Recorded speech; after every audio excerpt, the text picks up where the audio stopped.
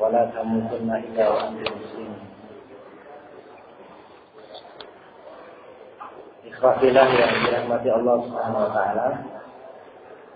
Alhamdulillah segala puji adalah kita kembalikan kepada Allah Subhanahu wa taala yang telah melimpahkan nikmat yang paling mulia, paling agung berupa nikmat iman dan Islam serta nikmat berjalan di atas iman dan Islam. Salawat serta salam semoga berlimpah kepada kita Nabiullah Muhammad sallallahu alaihi wasallam. Saudara-saudaraku yang dimuliakan Allah Subhanahu wa taala, bagaimana tadi disampaikan oleh Ustaz Abdul Farouk Tayyib Syamsuddin bahwa nanti pada zuhur ada sedikit testimoni dan cerita tentang masa lalu yang genap supaya menjadi pelajaran bagi kita, bukan dalam rangka untuk menandakan kesesatan, tapi dalam rangka untuk mewaspadai. Barangkali kita pernah mengalaminya atau mungkin sedang diproses untuk disesatkan, atau mungkin melihat rekan kita yang mungkin ciri-cirinya atau hampir sama, mungkin bisa menasihatinya untuk segera sadar. Saudara-saudara rahimakumullah, bicara mengenai NII, bagaimana tadi telah disampaikan Ustaz Ayyub, saat ini NII tidak hanya satu, tetapi NII pecah belah banyak sekali menjadi banyak faksi. Ada yang masih memakai bendera negara Islam Indonesia, dan ini pun juga ada beberapa faksi yang masing-masingnya mengklaim bahwa vaksinnya yang paling benar, dan bahkan tidak mau mengucapkan salam kepada faksi yang lain. Jadi NII sendiri itu telah pecah belah menjadi banyak faksi. Ada yang masih membawa bendera negara Islam Indonesia dengan proklamasi yang sama, dengan 9 butir baiatnya yang sama, dengan 7 butir sabta budayanya yang sama. Tapi mereka menafsirkan ini sendiri-sendiri. Bahkan mengarang cerita sejarah berdirinya ini, itu pun juga macam-macam. Saya kebetulan pernah masuk di 2 faksi pada tahun 95 sampai 97. Itu di faksi NII yang pimpinannya saat itu dengan Mas Duki. Kemudian 97 sampai 2008 di NII Tawi 9 di Al-Zaitun. Kami tidak tahu faksi di luar itu, hanya prinsipnya dari pecah belah banyak itu, mereka semua sepakat bahwa pemerintahan Republik Indonesia itu adalah pemerintahan kufur, adalah tauhid, dan barang siapa yang berhukum dengan pemerintahan Republik Indonesia maka dia kufur. Mereka menafsirkan ayat secara perampangan bahwa barang siapa yang berhukum tidak mematuhi hukum Allah maka mereka kafir. Dan ini telah dijelaskan oleh beberapa ulama bahwa penafsirannya tidak segampang itu. Tapi prinsipnya beberapa faksi di NII itu semuanya sepakat bahwa Republik Indonesia itu pemerintahan kufur. Oleh karena itu perlu untuk hijrah, untuk keluar dari ikatan Republik Indonesia, hijrah menuju satu negara yang menurut anggapan mereka negara yang selamat, yaitu negara Islam Indonesia. Sehingga itu yang didoktrinkan kepada calon anggotanya maupun anggotanya, bahwa pentingnya setelah kita beriman, iman maksudnya adalah beriman bahwa tujuan hidup itu untuk beribadah kepada Allah dengan mengamalkan Al-Quran. Maka setelah itu adalah iman, hijrah, kemudian jihad. Hijrahnya kemana? hijrahnya dari ikatan pemerintahan Republik Indonesia, karena kita hidup di Indonesia katanya seperti itu, menuju negara Islam Indonesia.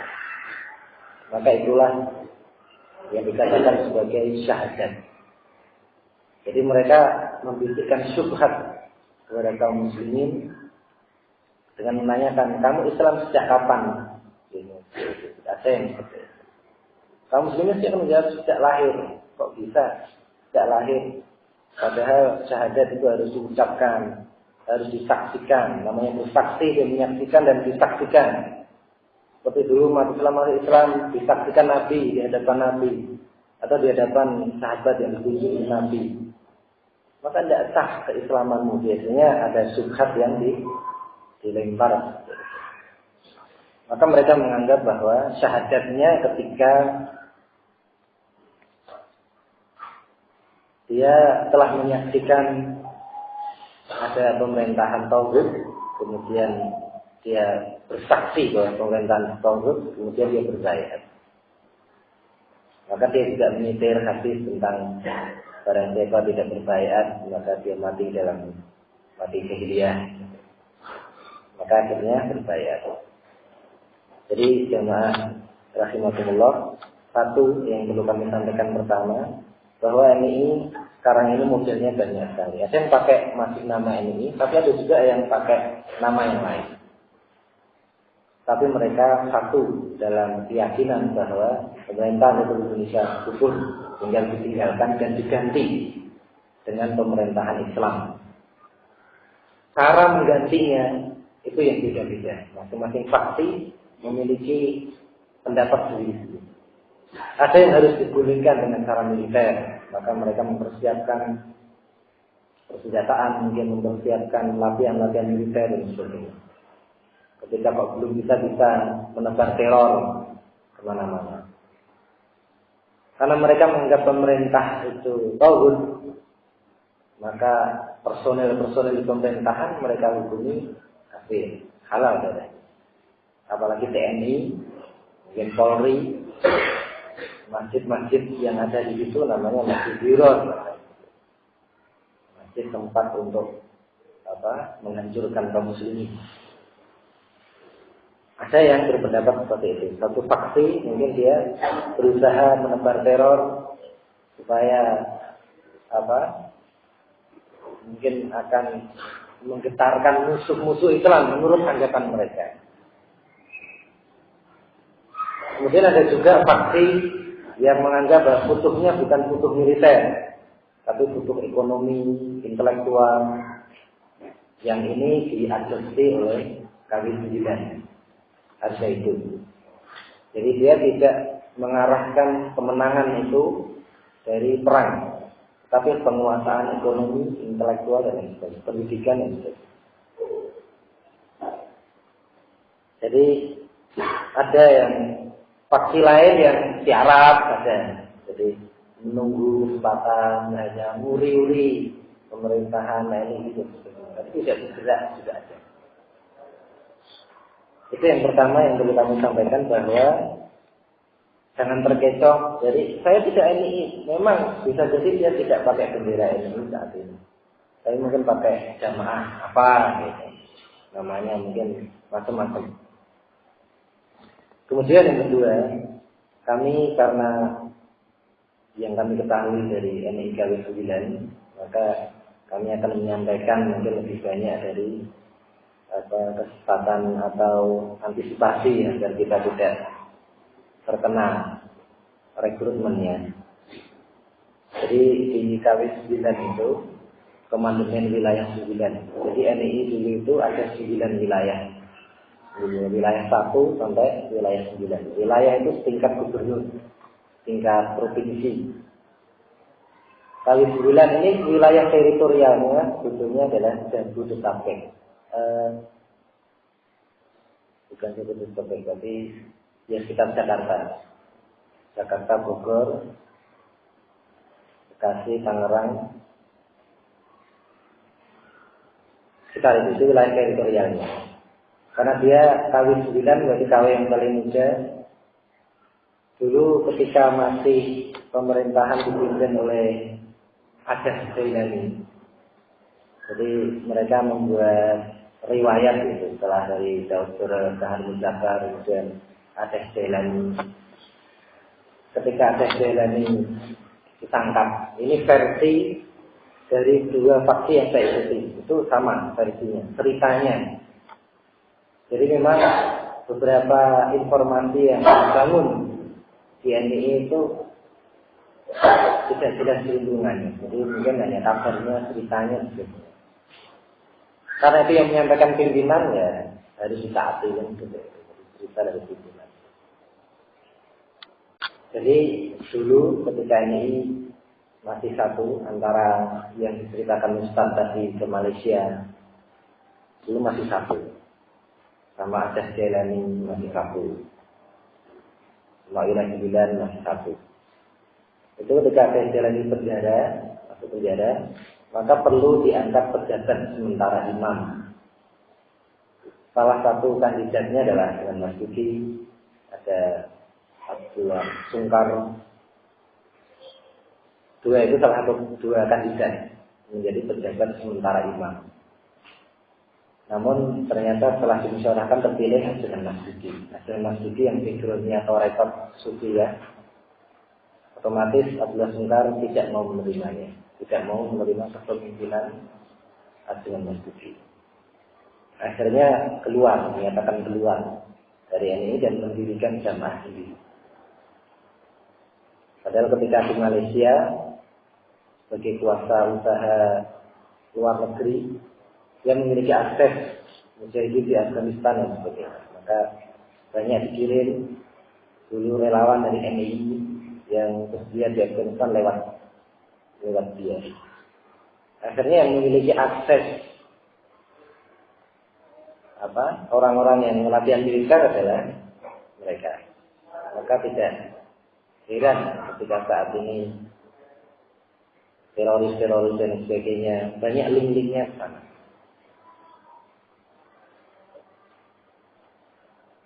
Jadi kemudian di wilayah 9 ini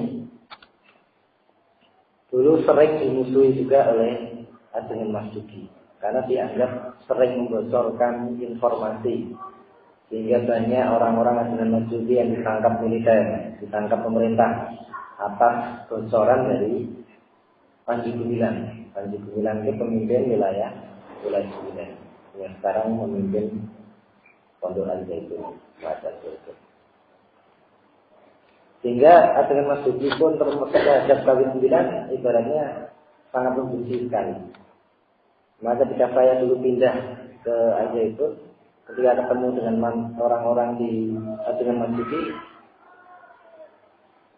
tidak diucapkan salam saya tidak dijawab, ngomong juga tidak digubris, dari diam saja. Mungkin sudah dianggap murtad. Dan dahulu seringnya di wilayah Adnan Mas Duki itu sholat di belakang kaum muslimin itu tidak sah. Maka maksudnya jadi imam atau naik terpaksa sholat ya nanti diulang lagi. Dulu seperti itu. Tapi kemudian ada berita bahwa ada tertib nasional tahun 95 itu ada penertiban nasional. Jadi kabarnya sekali lagi itu kabarnya itu pegangannya tidak jelas. Tahun 95 ada penertiban nasional. Ini versi wilayah 9. Ini kita versi wilayah 9. Ada penertiban nasional seluruh wilayah 1 sampai 9 dikumpulkan oleh Aceh Jailani. Kemudian masing-masing mempresentasikan program-program ini. Dan wilayah 9 telah mempresentasikan program yang mungkin paling hebat. Karena ada rencana yang strategis, rekrutmen caranya bagaimana, cara pengembangan dananya seperti ini itu tertulis rapi, terdokumentasi dan dipresentasikan dengan baik. Kabarnya orang dari wilayah 9, maka dipilihlah wilayah 9 sebagai wilayah percontohan seluruh wilayah. Maka dipercayakan kepemimpinan NII itu diserahkan kepada Panji Gumilang. Maka Panji Gumilang mengklaim bahwa dirinya lah saat ini sebagai pemimpin negara Islam Indonesia yang sah dan legal. Yang lainnya tidak sah, itu katanya Panji Gumilang. Maka kami sampaikan di sini program utama dari NII KW 9 itu sebetulnya ada 5 dan itu penjabaran rukun Islam. Sekali lagi kami sampaikan bahwa di NII KW 9 itu selalu berpegang pada Al-Quran atas penafsiran hawa nafsunya sendiri. Jadi tidak pernah merujuk penafsiran dari Rasulullah, penafsiran dari sahabat, itu tidak pernah. Baca Quran intinya otak-atik jatuh kalau istilah orang Jawa ini.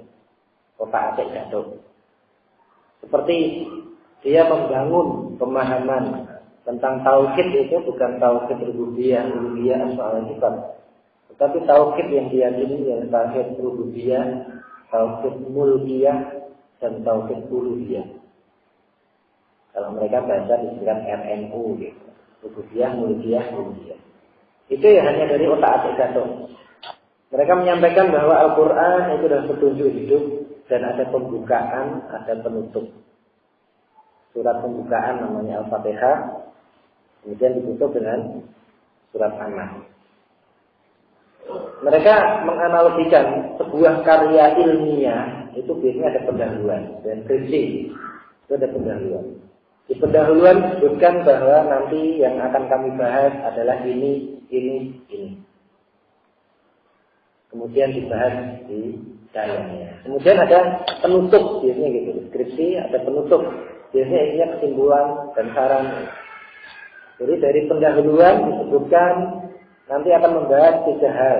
Maka di bab yang lainnya diisi itu kan juga detail. Kemudian di penutup disimpulkan.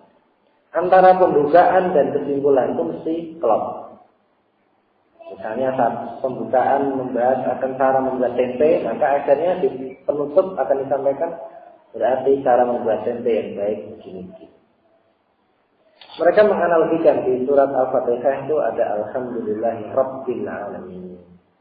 Maka Al-Quran itu akan membahas tentang rububiyah, tentang bahwa Allah itu yang memberi kita hidup, yang memberi kita hukum itu. Ditutup dengan Qul a'udzu bi Rabbin nas. Maka Rabb. Kemudian ada Maliki Yaumiddin, ada Malikin nas. Iyyaka na'budu wa iyyaka nasta'in. Uluhiyah itu ada Ilahin nas. Maka akhirnya dibangun sebuah keyakinan bahwa tauhid itu sebetulnya ya rububiyah, mulkiyah, uluhiyah. Rububiyah itu dijabarkan menurut mereka bahwa Allah memberi kita rezeki, Allah yang memberi kita hidup, dan Allah yang memberi kita petunjuk. Produknya adalah Al-Quran, hukum Islam. Al-Quran dipersempit lagi menjadi hukum Islam.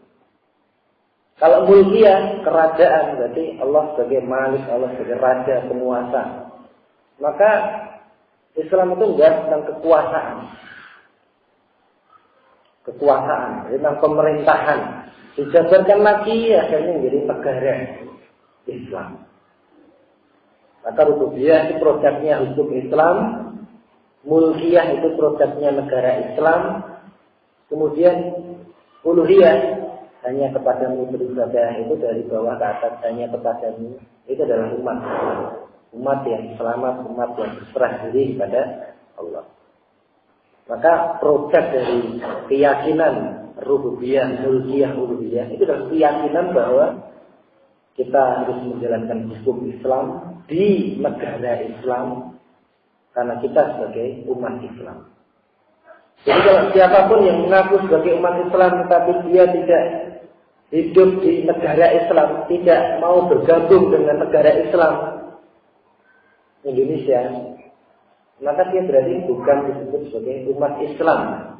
Jadi menurut mereka umat Islam itu adalah orang yang telah hijrah ke negara Islam dan meyakini memakai hukum Islam. Maka ketika Panji Gumilang di Al-Zaitun itu selalu ada tulisan Masjid Rahmatan lil Alamin ini didanai dari sumbangan umat Islam. Kalau orang ini kalau bilang sudah paham, oh maksudnya umat Islam itu ya kita ini. Maksudnya umat Islam yang hidup di negara Islam dan mengamalkan hukum Islam. Jadi orang-orang NII tadi. Mereka sudah tahu, padahal itu diplomatis mereka saja. Bahwa ini dari umat Islam. Ini akan umat Islam itu. Tapi maksudnya sebetulnya adalah itu membatasi bahwa definisi mereka terhadap umat Islam adalah orang-orang NII. Jadi di luar orang-orang NII itu bukan umat Islam. Mungkin kaum jahiliyah dan sebagainya. Ada dua program utama, yaitu Hujumah At-Tabsyiriyah dan Maliyah. Jadi mereka menafsirkan rukun Islam itu. Yang pertama syahadat itu mereka katakan ini binayatul khamsah, itu pembinaan 5 itu satu. Binayatul akidah. Pembinaan akidah itu syahadat itu namanya pembinaan akidah. Produknya adalah Hujumah At-Tabsyiriyah atau rekrutmen. Kemudian yang kedua, sholat itu pembinaan teritorial. Jadi mereka ada kode 97337 misalnya. Jadi sholat itu menurut mereka ada imam, ada shaf pertama, shaf kedua, shaf ketiga. Mungkin untuk menentukan lokasi seseorang ada di shaf kedua, tetapi di baris nomor 3 dari kanan gitu. Nah, mereka mengambil hikmah itu dengan membuat kode 97337 itu berarti wilayah 9, daerah 7, kabupaten ketiga, kecamatan ketiga, desa 7. Jadi mereka ini ada kayak pemerintahan itu, jadi ada kepala desanya, ada camatnya, ada bupatinya, ada daerahnya, ada wilayahnya, semua dengan wilayah besar dan nomor 7 itu imam tertinggi. Jadi desa, kecamatan, kabupaten, daerah, wilayah besar, imam. Jadi ada kode 97337, berarti dia wilayah ini. Jadi pakai kode itu namanya pembinaan teritorial. Sholat itu dijabarkan menjadi seperti itu. Puasa mereka jabarkan sebagai binayatul mas'uliyah, pembinaan keaparatan. Puasa itu kan menahan diri, jadi namanya aparat. Menurut mereka aparat itu istilah bagi pimpinan mereka. Di desa sebenarnya ada 3 aparat, ketua, sekretaris, bendahara. Ketua itu mewakili hati yang punya keinginan. Jadi pimpinan itu harus punya keinginan. Sama, saya ingin dana terkumpul sebulan 2 juta atau 30 juta. Itu ketua. Sekretaris itu seperti otaknya. Sekretaris berpikir bagaimana agar keinginan ketua itu bisa terrealisasi. Dia menjabarkan dengan program aktif. Cara rekrutmen seperti ini, penggalangan seperti ini, itu tugas sekretaris. Kemudian bendahara itu seperti anggota tubuh, bergerak. Misalnya aku ingin makan, hati ingin makan, berpikir cara makan berarti beli, maka anggota tubuh bergerak untuk membeli. Itu bendahara itu. Jadi ada 3. Intinya mereka itu namanya aparat, jadi aparat desa, aparat kecamatan dan sebagainya. Sebelum saya keluar 2008 itu struktur mulai berubah. Jadi istilahnya bukan kecamatan tapi pakai istilah distrik official. Kemudian yang daerah itu distrik official. Tapi mereka sering pakai istilah macam-macam, ganti-ganti, ada Musa, ada Ibrahim. Menurut mereka ini sudah tidak aman lagi, mereka akan ganti nama. Jadi ketika sudah ketahuan sama pemerintah ini, terus mereka mungkin ganti nama. Mungkin awalnya kecamatan dan ganti distrik official. Nanti ketahuan lagi ganti apa ya. Kemudian zakat itu binayatul maliyah, dana. Kemudian haji itu binayatul silah wal masalah. Jadi hubungan, ada jaringan, komunikasi. Maka sebetulnya program selalu mereka tekankan kepada anak buahnya adalah 2. Hujumah Tabsyiriyah, sering mereka sebut tilawah. Tilawah itu membacakan atau mengajak. Itu adalah rekrutmen. Dan kemudian yang kedua adalah maliyah, penggalangan dana. Mereka ada macam-macam 9 posting dalam gereja kalau anak keluarnya. Jadi dana itu ada infak, ada idhar, ada harokah Ramadan, harokah kurban, tabungan pendidikan dan sebagainya. Jadi masing-masing anggota negara Islam Indonesia itu wajib setiap bulannya setor dana sekian. Jadi ada target-targetnya. Tapi minimal sepertiga dari dana yang dia dapatkan setiap bulan. Gajinya sekian, jadi sepertiganya minimal seperti itu. Jadi ada dua program, yang pertama rekrutmen, yang kedua dana penggalangan dana. Nah, untuk menjalankan dua program ini, maka dipilihlah target atau sasaran. Jadi mereka juga melihat siapa yang akan direkrut. Maka mereka biasanya biasanya kalangan pelajar, mahasiswa itu semangatnya tinggi. Memang dari sisi dana mungkin kurang, tetapi dari sisi kemampuan untuk rekrutmen mungkin cukup bagus. Maka mahasiswa itu menjadi salah satu target penting rekrutmen pelajar mahasiswa. Kemudian juga kalau melihat dari sisi dana, mereka akan melirik pengusaha atau orang yang sudah kerja dan sebagainya untuk direkrut juga. Andai mereka tidak bisa aktif untuk rekrutmen, tapi dananya kan store setiap bulan cukup banyak. Maka yang penting bagi mereka adalah rekrutmen dan dana. Kemudian mereka juga akan melihat yang akan direkrutmen itu biasanya kita ada tim gitu. Jadi ada tim. Jadi person anggota ini itu kan macam-macam. Ada yang baru masuk, ada yang jalan. Itu ada yang dia disuruh mendata. Ini kan kayak multi level marketing. Daftar nama teman-temannya. Daftar teman SD, teman SMP itu, teman kerja sebagainya. Itulah menjadi target. Dan masing-masing anggota diminta target. Siapa targetmu bulan ini? Jadi masing-masing anggota itu ada targetnya. Karena mereka sudah menulis form daftar teman, baik SD, SMP, SMA, atau teman kampung, teman kerja semuanya, buat form. Nah, kalau pimpinannya mesti ditarget. Kamu bulan targetmu siapa? Dia akan milih bulan. Terus kemampuannya apa? Biasanya kalau dia sudah mampu untuk mendoktrin, mempengaruhi, dia akan jalan sendiri. Tapi kalau belum, dia cukup store pada pimpinannya, namanya ini. Coba dekati, diajak nanti, diajak ketemu. Supaya kelihatan banyak halakohnya. Kadang juga misalnya 5 orang itu, yang sasaran 2 orang. Maka yang 3 ini adalah teman-teman yang sudah di MI. Yang baru awal, jadi sekaligus belajar. Oh, caranya tilawah itu seperti ini. Kemudian yang sudah senior itu akan datang menjadi ustadznya. Kalau dia ini KW 9 itu jenggot itu tidak penting. Jadi di KW 9 itu syariat itu dibuat. Jadi saat ini belum wajib berjilbab. Jadi pengalaman saya di markas daerah sana tingkat presidenan itu yang tunggu markas itu kan suami istri. Jadi yang istrinya tidak pakai jilbab karena demi keamanan. Jadi amnu wal bidah istilah mereka, amnu keamanan. Jadi menurut mereka keamanan itu penting sehingga menghalalkan segala cara. Salah satunya adalah jilbab belum wajib. Terus sholat itu juga ada sholat ritual, sholat aktivitas. Mungkin menganggap kalau sudah rekrutmen tilawah itu sudah sholat, seperti itu. Ada yang berpendapat seperti itu.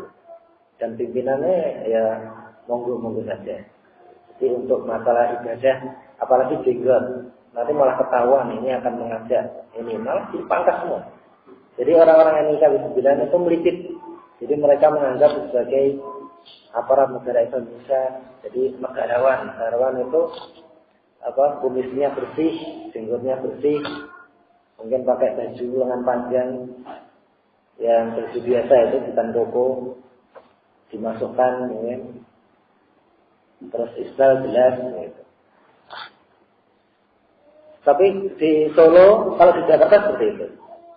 Tapi di Solo karena mengikuti wilayah, Solo kan banyak yang ngaji, terus sebagainya, maka jenggot boleh di Solo, silakan. Pokoknya aturan itu menyesuaikan juga kebutuhan. Jadi kalau di Solo itu anak dulu dia jenggot gitu, sebagai perekrut gitu. Jadi kalau ada yang kita di TL. Oh ya, kita siapkan kencan waktunya kapan. Bisa 1 orang di TL gitu ya. Oke, kencan di kantor kita biasanya sewa kontrakan gitu, sewa kontrakan.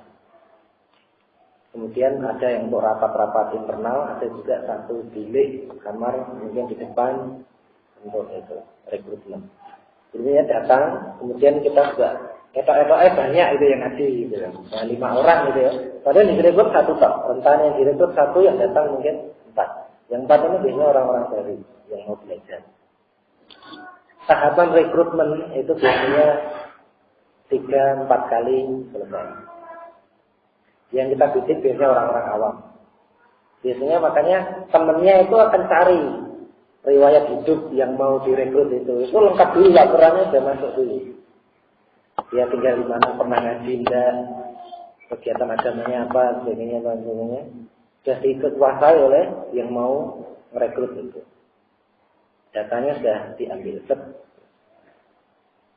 Biasanya kalau rencana rekrutmen itu dilihat. Jadi sebulan ini yang mau direkrut 15 orang.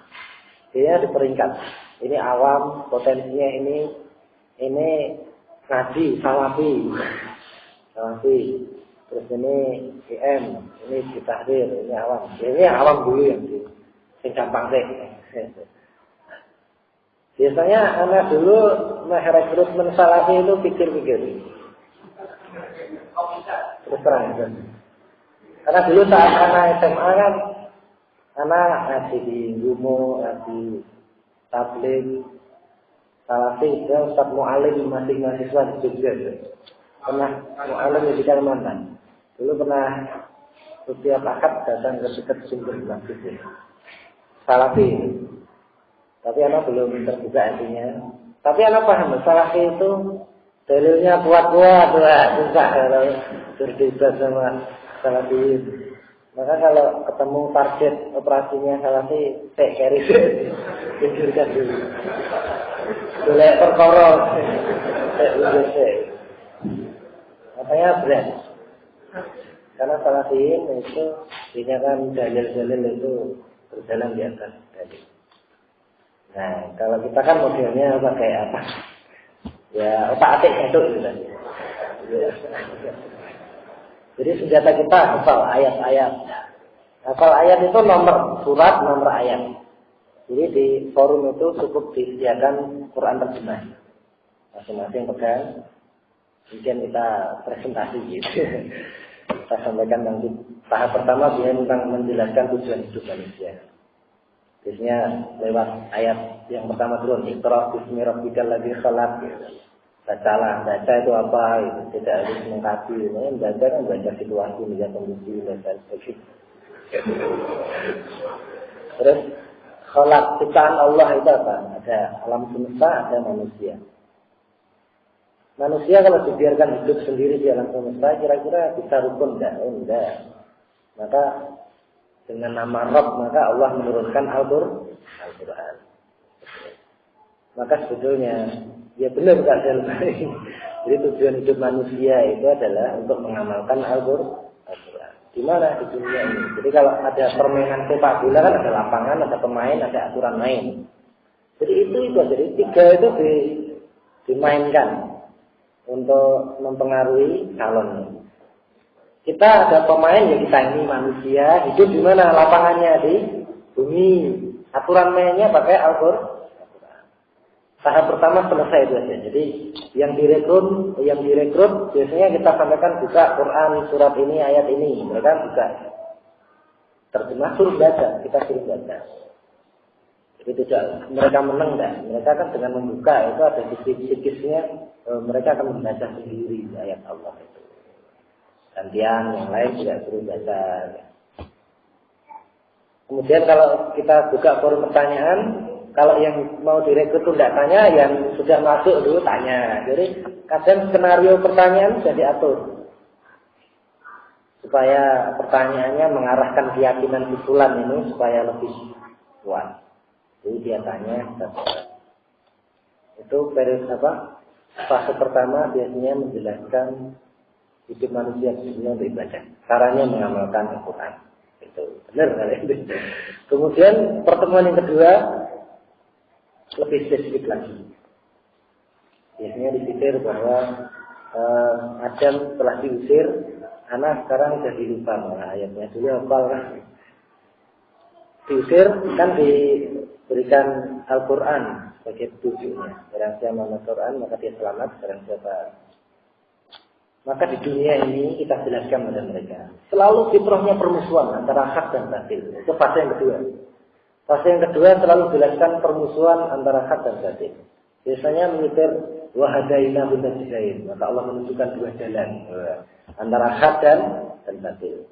Maka kita gambar itu di whiteboard. Jadi senjata kita dulu itu whiteboard, spidol, penghapus, Al-Quran terjemah. Jadi selesai. Itu aja. Kitab-kitab yang lain lewat ya. Maka sediakan whiteboard kita garis tengah. Jadi ada kayak track ini di tengah itu. Ini Mekah gitu. Golongan kanan, ini golongan kiri. Terus dijabarkan ayat-ayat tentang kita akan mengarahkan bahwa Republik Indonesia itu kufur selalu bertiga. Satu hukumnya.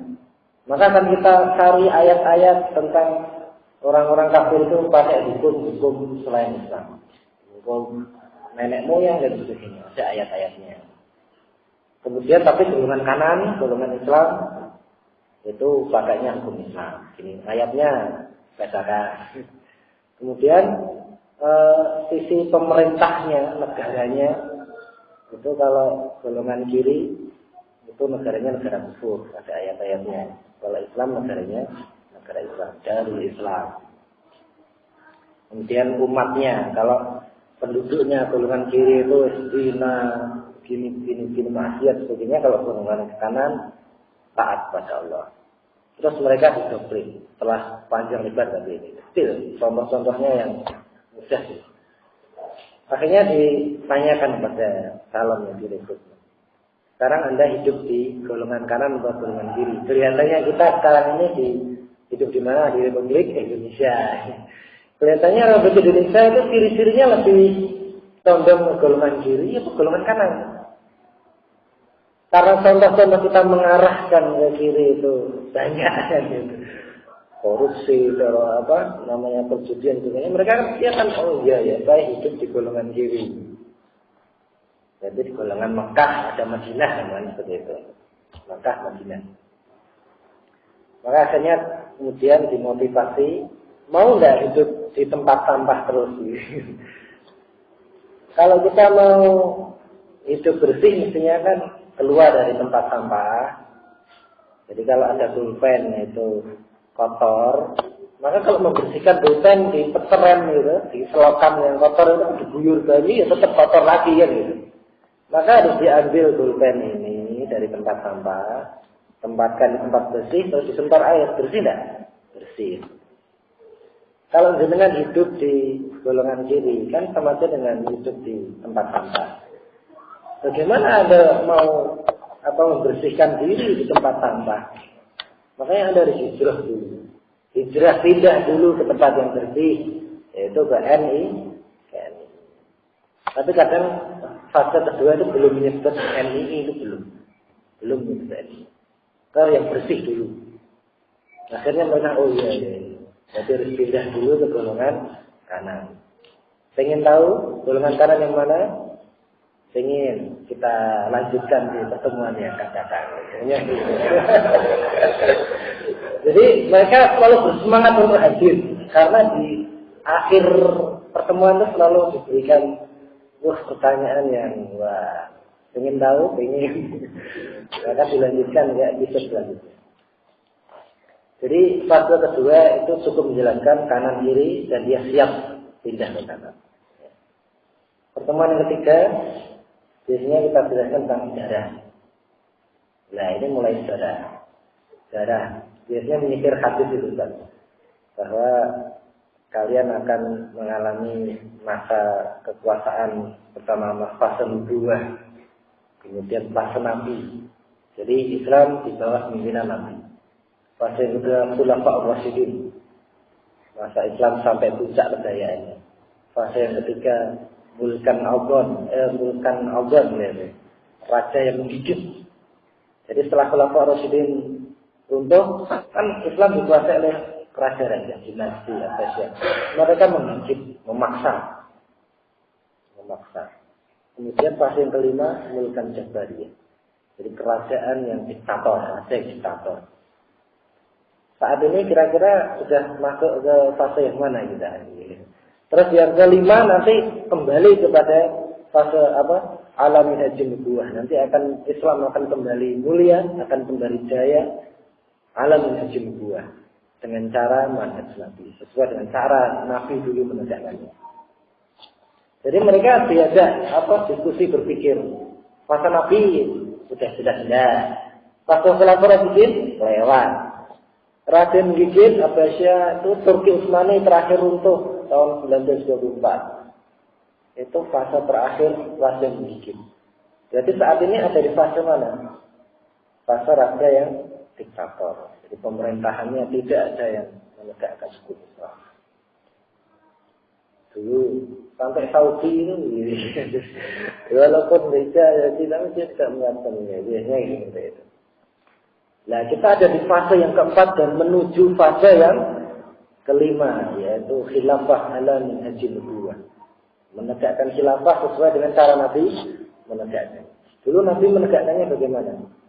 Sembunyi-sembunyi atau terang-terangan? Sembunyi-sembunyi. Karena terang-terangan awal masih lemah, dan seperti ini ya kita masih 5 orang, gitu. Belum langsung ke podium mari, gitu kan. Kemudian mulailah cerita tentang sejarah dunia. Kemudian lebih spesifik daerah di Indonesia. Di Indonesia dulu mulai yang seperti Ustaz Ayat tadi sampaikan, ada Soekarno mengguru di Cokroaminoto itu. Kalau versi kami dulu itu Cokroaminoto punya 3 murid, Soekarno, Kartosuwiryo, sama Semaun. Semaun itu lini komunis, kemudian Soekarno nasionalis, kemudian Kartosuwiryo Islam. Ternyata yang istiqomah terhadap ajaran Cokroaminoto adalah hanya satu, yaitu Kartosuwiryo. Maka terus darah mulai, kemudian sebetulnya perjuangan di Indonesia berhasil itu karena semangat jihad. Tidak ada semangat mengusir penjajah, semangat nasionalis kan tidak ada. Jadi itu yang ditekankan. Jadi semangatnya adalah jihad menegakkan Islam.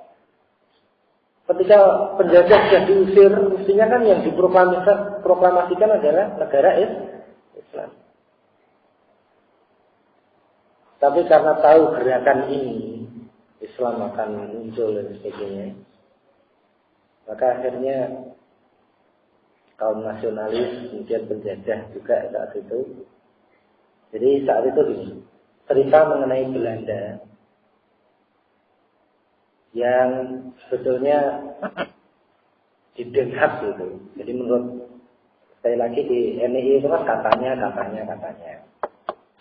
Jadi di Den Haag itu perundingan sebetulnya ada poin terakhir yang dihapus.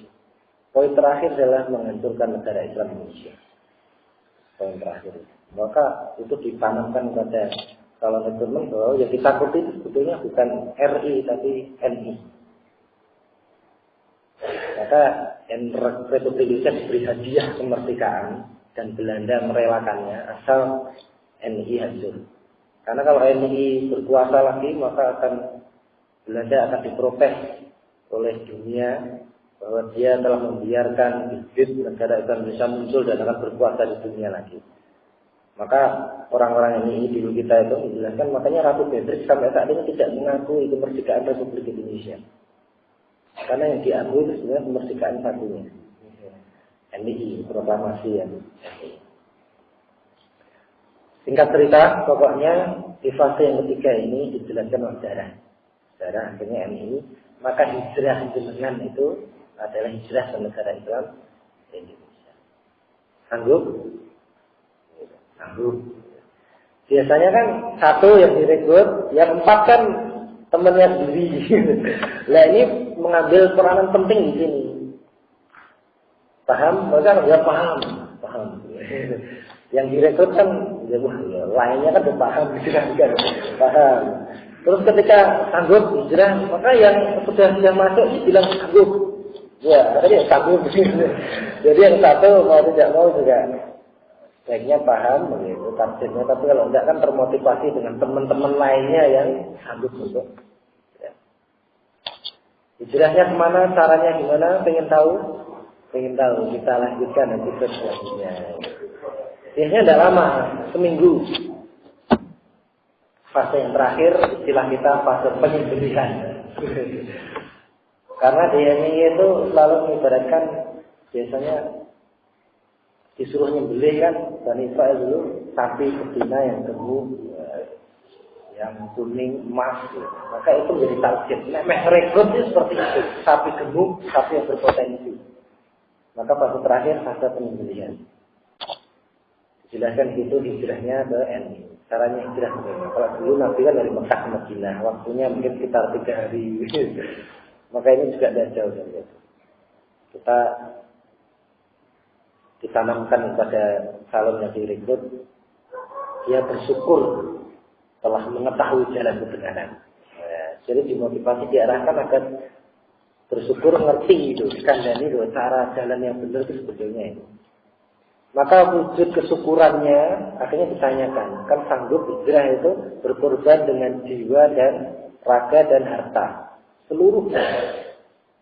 Maka disitir ayat Allah bahwa Allah telah membeli harta dan diri orang-orang beriman dan memberikan surga.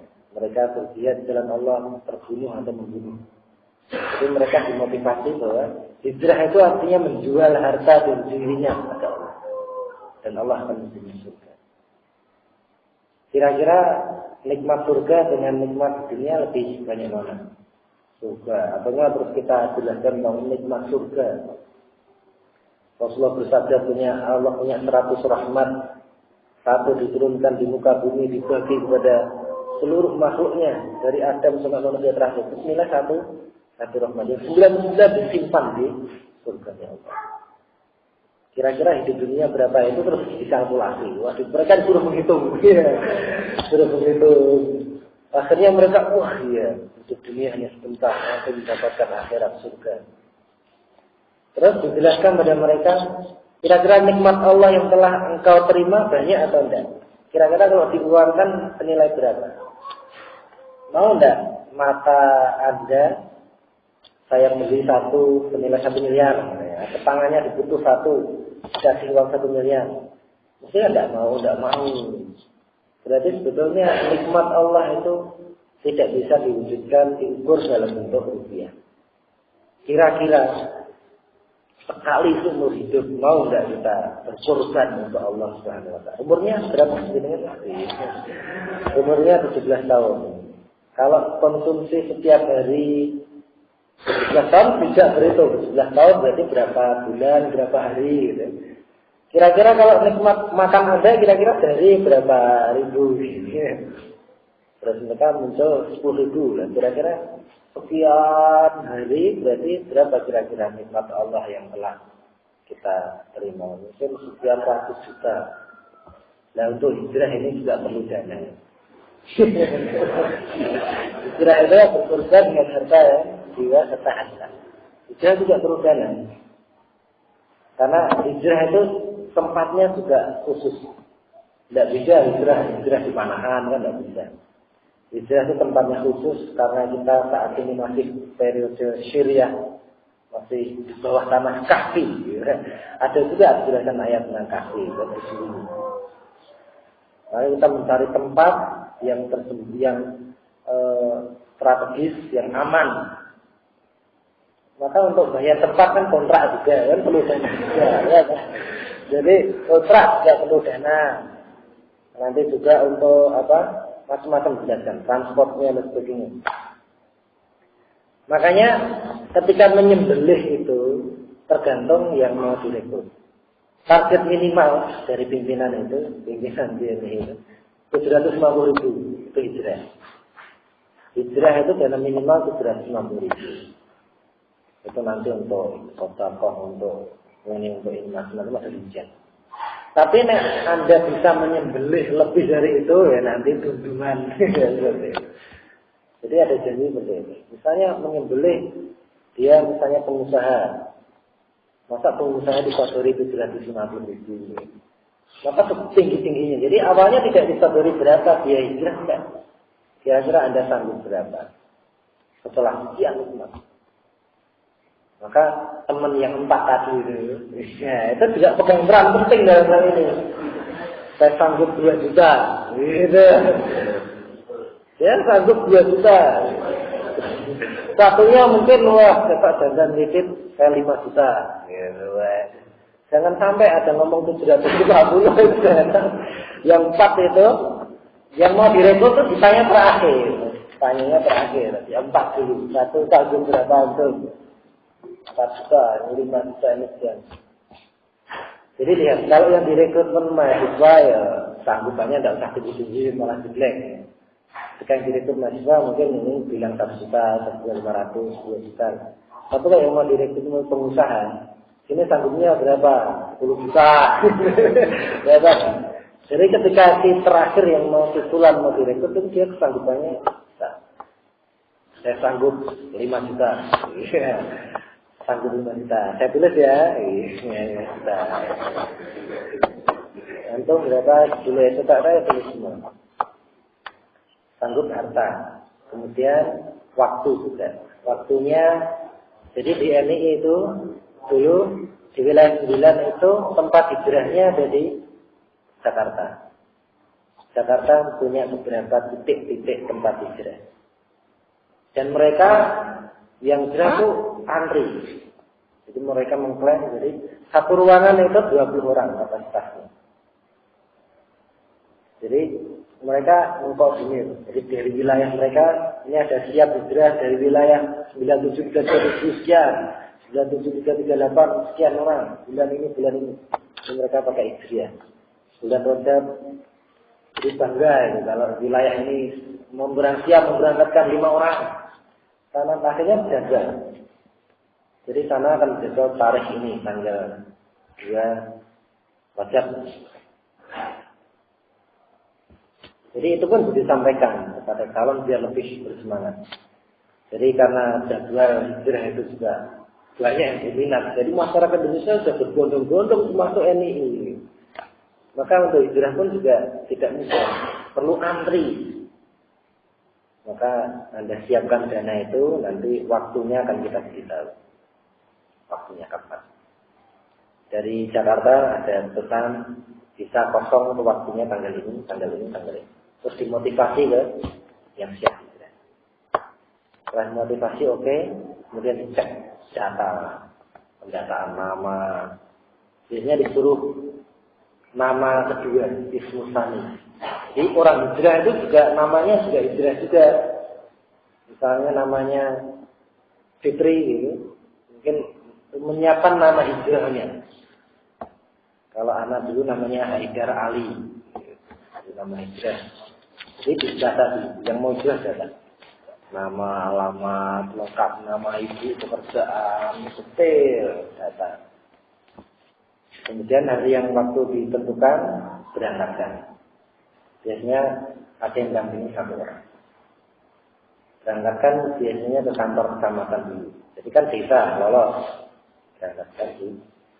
Oh ya, perlu kami sampaikan wilayah 9 itu teritorialnya memang Jakarta.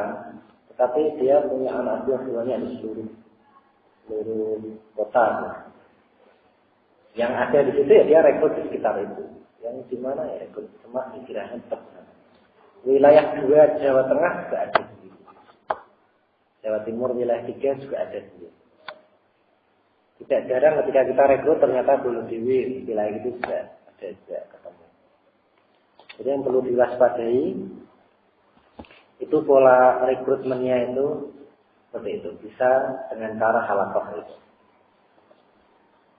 Cerita dulu sampai hijrah ke Jakarta itu kecamatan data lagi, kemudian di karantina. Menuju kantor yang dirahasiakan, biasanya diangkut lewat mobil, naik mobil. Biasanya yang mau tempat hijrah itu tempat kontrakan gitu, cuma dia punya garasi. Garasi ada tutup pintu garasi terang. Nah ketika mobil mau masuk itu yang mau hijrah itu diminta untuk tutup mata. Merem. Kita mau masuk gua, namanya kahfi. Kahfi kan sembunyi di gua kan gelap. Ya. Maka kita harus menutup mata. Petengan menutup mata gelap. Ada yang ngawasi gimana? Tutup mata, ketahuan buka mata, turun di tempat. Karena mereka semangat untuk hijrah ya wis merem gitu. Tapi kalau ketahuan buka mata, langsung diturunkan di situ. Langsung diturunkan. Diancam, ada ancaman halus. Mereka akhirnya merem. Merem, lah begitu merem ini garasi buka, masuk mobil, tutup langsung. Terus buka mata kan sendiri garasi ruangan ini alamatnya di mana, langsung diangkut ke satu kamar tertutup.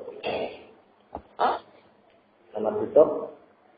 Kemudian di satu ruangan khusus untuk baiat itu dibikin kedap suara. Jadi ruangan daya tampung 20 orang, biasanya ada karpet gitu, jadi di karpet dindingnya. Kemudian di situ satu-satu data lagi, kemudian dijelaskan tentang sejarah lagi, kemudian berdiri ikrar baiat. Alhamdulillah yang dirahmati Allah Subhanahu wa taala. Jadi yang perlu diwaspadai, satu, pola rekrutmen mereka itu ada yang lewat halaqah itu, atau ketika sudah mahir. Misalnya anak dulu tidak perlu halaqah itu. Kita ngobrol sama teman, sharing, itu sudah bisa masuk. Kita langsung pegang.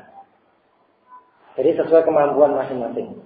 Kalau sudah mampu rekrutmen sendiri, langsung ngobrol, mojok di mana, tentang di mana ngobrol, itu sudah masuk. Intinya yang pertama, kalau ahlu sunnah itu ada aturan untuk tidak mencela pemerintah sebagainya, lah kalau TNI makanannya memang itu. Jadi RI pemerintah Indonesia dihabisin semua. Ya, lihat kondisinya seperti ini. Jadi satu pintu pertama biasanya adalah mengarahkan opini calon yang mau direkrutmen untuk membenci pemerintahan Republik Indonesia. Entah karena korupsinya, entah karena kemaksiatannya, entah karena bobroknya negara. Itu pertama. Kemudian yang langkah kedua, mau enggak berusaha untuk mengubahnya? Padahal ini adalah perintah Islam. Oh mau, caranya bagaimana? Caranya kita berjuang, berjihad. Cuma untuk bisa berjihad harus hijrah dulu. Hijrahnya begini, caranya begini. Itu ngobrol beberapa kali itu bisa. Makanya melihat kemampuan sama melihat calonnya yang akan direkrut. Kemudian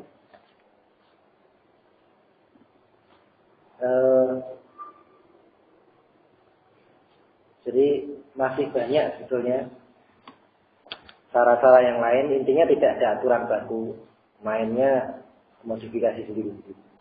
Tapi biasanya yang paling rawan untuk diserang itu adalah kaum muda, pemuda, karena pemahaman terhadap dalil itu sangat lemah. Oleh karena itu penting bagi kita untuk bersabar dalam talabul ilmi.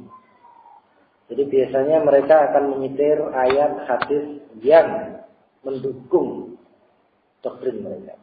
Tidak pernah keluar hadis tentang pentingnya bersabar terhadap ulil amri, tetap mendengar dan taat walaupun dipukul punggung kita, dirampas harta kita. Tidak ada hadis-hadis keluar seperti itu. Intinya adalah dalil-dalil yang mengarahkan benci kepada pemerintah dan akhirnya berbaiat mau berjuang.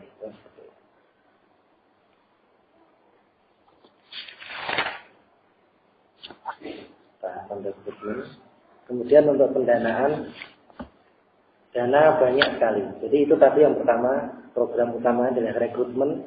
Kemudian yang kedua dana. Dana itu masing-masing anggota. Dana yang didapat itu satu dari anggota. Anggota nanti setelah hijrah dijelaskan kewajibannya setiap bulan begini. Setiap bulan ikut tazkiyah, ikut taklim, minimal sebulan sekali. Kemudian ada dana, ada infak, ada istighfar, ada harokah Ramadan, harokah kurban, dan macam-macam. Postingnya itu bulannya 9 posting berapa. Cuma kemampuannya biasanya ada yang memaksa, pimpinan maksa harus sekian. Tapi ada yang lunak ya semampunya, minimal 1/3 dari pendapatannya. Jadi tidak 2,5%, tapi 1/3 dari pendapatannya. Mereka tidak ngomong katanya gitu.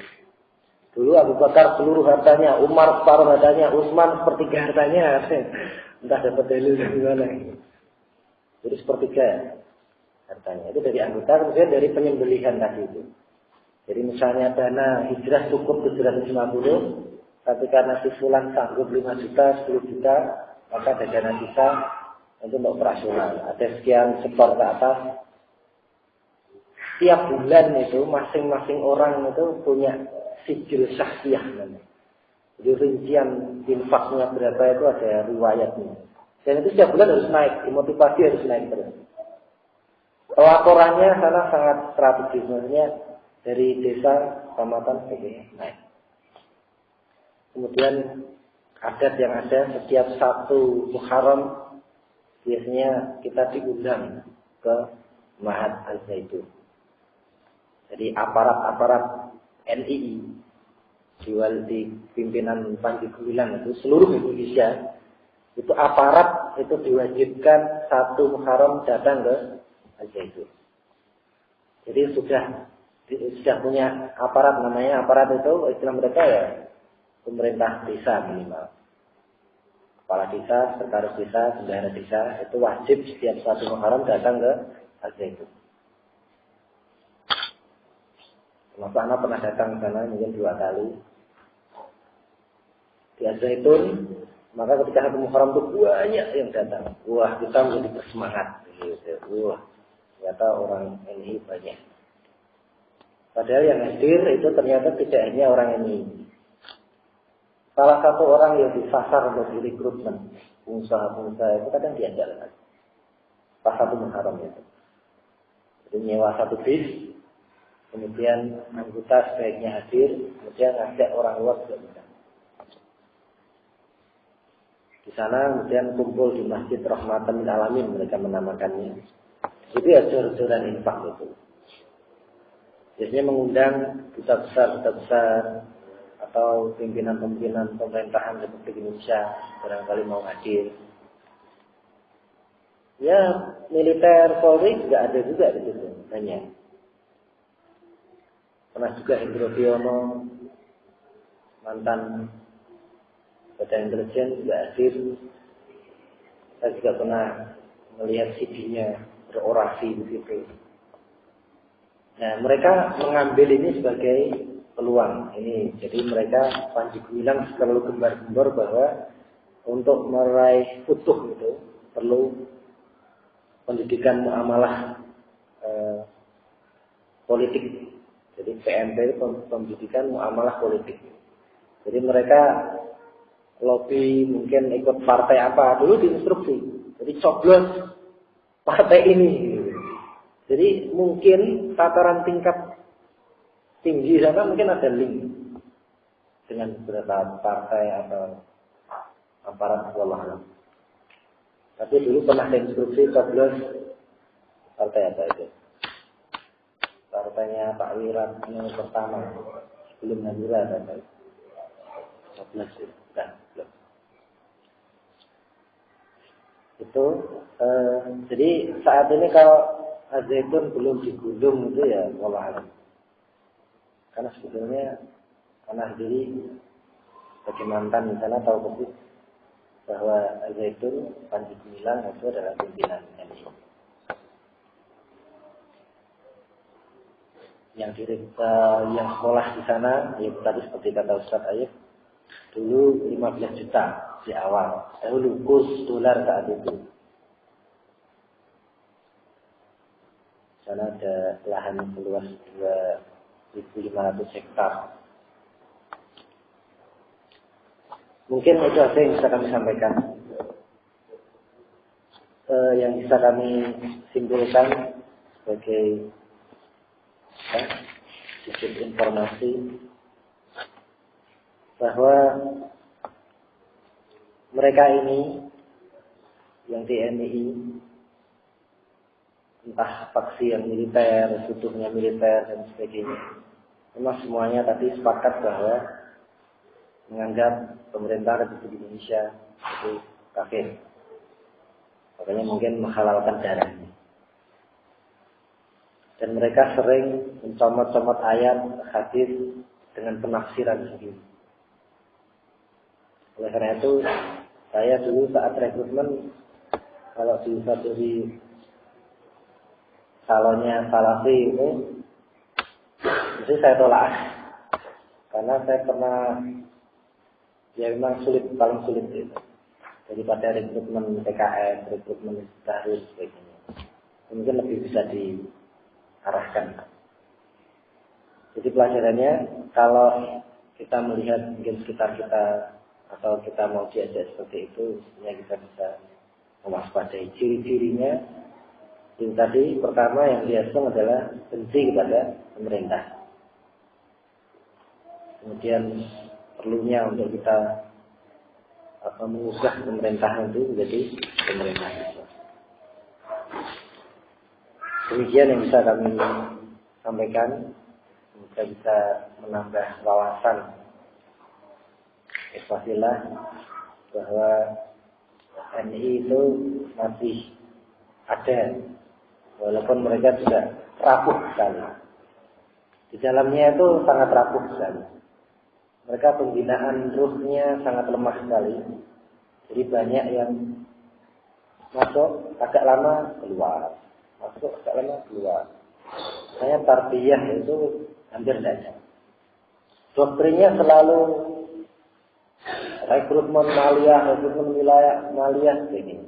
Itu saja. Jadi mereka sebenarnya propos dan sangat lemah. Sangat lemah. Hanya blegernya kelihatannya wah punya pondok Al-Zaitun, punya ini sebetulnya dari pondasinya itu sangat lemah. Mungkin demikian yang kita akan sampaikan. Kalau ada pertanyaan nanti bisa ngobrol sama anak, barangkali ada apa-apa bisa ketemu anak langsung.